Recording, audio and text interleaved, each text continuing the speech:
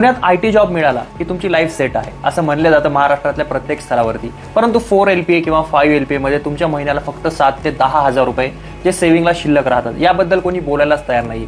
मी तुम्हाला एक व्हिडिओच्या माध्यमातून सांगणार एक डिटेल डेट. इंस्टाग्रामवरती आपल्याला हे सगळ्या गोष्टी परफेक्ट वाटतात, परंतु रिअल लाईफमध्ये खूप खूप वेगळं आहे. आपल्याला जे या ठिकाणी IT कल्चरबद्दल चित्र आहे मी तुम्हाला सांगणार आहे. फ्रेशरची जी ॲव्हरेज सॅलरी आहे ती आपण बघतोय 2010 ते 2012च्या काळात जी इन्फोसिस, TCS, विप्रो सारख्या कंपनीजमध्ये होती, ॲव्हरेज 3.3 LPA किंवा 3.5 LPA जी होती ती आज 2026 AIच्या काळात देखील तुम्हाला जी फ्रेशरला सॅलरी आहे तीच सॅलरी कंटिन्यू ठेवलेली आहे. आपण जर बघतोय इन्फ्लेशन रेट कुठे गेलेला आहे, महागाईचा दर आपल्या भारतामध्ये कुठे जाऊन पोहोचलेला आहे, परंतु फ्रेशरची जर सॅलरी आपण बघितली, ज्या काही सर्व्हिस बेस्ड कंपनीज आहेत किंवा इव्हन स्टार्टअप देखील आपल्याला जे आहे ते 3.3 to 4.5 और ॲट मोस्ट 5 LPA पर्यंत जात आहेत.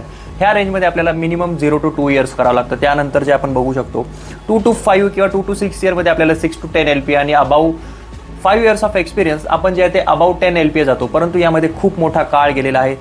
आपण जर बेसिकली जर फर्स्ट 2 इयर्ससाठी डेटा बघितला तर रेंट जे आहे तो ऑन अन ॲव्हरेज, मी PGचा रेंट जरी पकडला किंवा फ्लॅटचा देखील जरी पकडला, आपण हिंजवडी वाकड साईड असेल किंवा इव्हन बानेरमध्ये आणि या ठिकाणी खराडीला देखील जे आहे ते बेसिकली तुम्हाला 5 ते 6 हजार रुपये जो आहे तो रेंट पर पर्सन द्यावा लागणार आहे. फूडचं देखील आपल्याला ऑलमोस्ट 5 हजार रुपये म्हणजे 6 + 5. त्याचप्रमाणे ट्रॅव्हलिंग म्हणजे जर तुम्ही बाईकने येत असाल किंवा पब्लिक ट्रान्सपोर्ट देखील असेल और एनी अदर मीडियम, मिनिमम 3 हजार रुपये जे आहे ते आपण महिन्याला साईडला काढतो. आणि other expenses like your OTT platform, mobile recharge आणि किंवा काही शॉपिंग देखील आपण करत असतो तर त्यासाठी 4 हजार रुपये. तर एक टोटल बघितलं तर 6, 5, 3, 4 18 हजार रुपये जे आपल्या इन हँड सॅलरी, जे आपल्याला अराउंड 4 LPA म्हणा किंवा 3.5 असेल तर 25 ते 28 हजार रुपये इन हँड सॅलरी ती. त्यामधून डायरेक्ट जो खर्च आहे टोटल एक्सपेन्स तो 18 हजार रुपये आपल्याला इन हँड जो एक्सपेन्स आहे.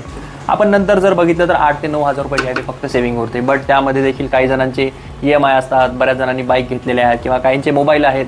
तर असे बरेच गोष्टी आहेत. इमर्जन्सी फंड काहींना काढावा लागतो, SIP काहींचे चालू आहेत.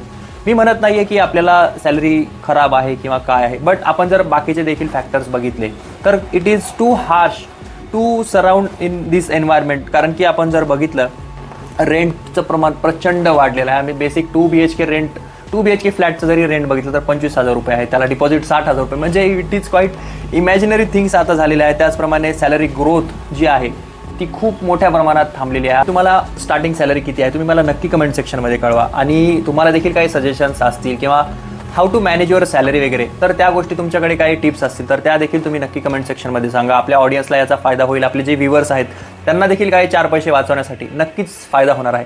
हा व्हिडिओ आवडला असेल तर प्लीज व्हिडिओला लाईक करा, चॅनलला सबस्क्राईब करा. कमेंट सेक्शनमध्ये जाऊन तुम्हाला व्हिडिओ कसा वाटला नक्की मला त्याचा फीडबॅक द्या. आणि असेच जे आहे ते आपल्याला इन्फॉर्मेटिव्ह कंटेंट या चॅनलच्या माध्यमातून तुम्हाला पाहायला मिळणारच आहेत.